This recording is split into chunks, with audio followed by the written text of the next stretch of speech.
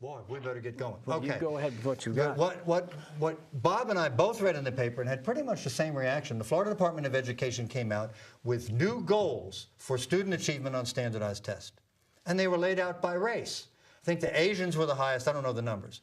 But the Asians had to meet a higher standard, and then whites, and then you had, I don't know how it all broke down. But because I found the whole thing offensive, it's really suggesting to black kids, well, we don't expect you to achieve as well as other kids. But you know where it comes from? It's not the Florida Department of Education's fault. The national government, under whatever they're calling it now, the race to the top, or steal your money and give it back to you only if you obey us, or whatever the proper name for this ripoff is, they decide that, first of all, they decide that you have to measure according to race. Well, why should you? I agree. I mean, there are other ways to measure. Why don't you measure according to the parent's income?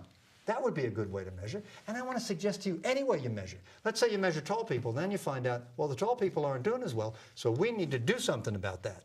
And then I could be an advocate for tall people and say, you're getting ripped off. You're not getting your share of the money. And elect me, and I'll make sure that all the tall people get the money. So this really comes from the national government, and you have to comply, not by teaching everybody as well as you can, by making sure the gap closes. So everybody's the same.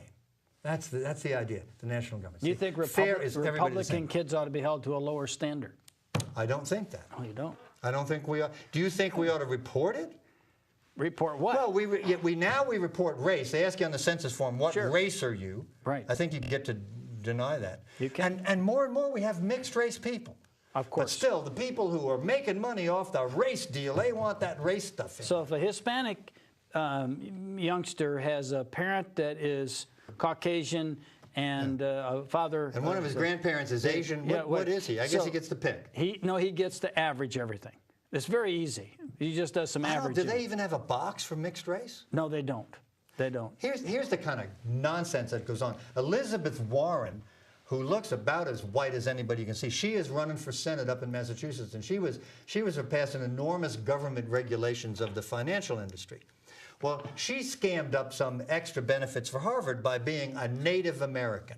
She claimed to be a Native American. She was related to some tribe or other. How did we... Remotely, and Harvard got to count that and get some extra swag from the government because they were doing something for Native Americans. The whole thing's a scam. How did we go from the Florida Department of Education to this gratuitous assault? It's an illustration. Well, Elizabeth Warren. It's an illustration.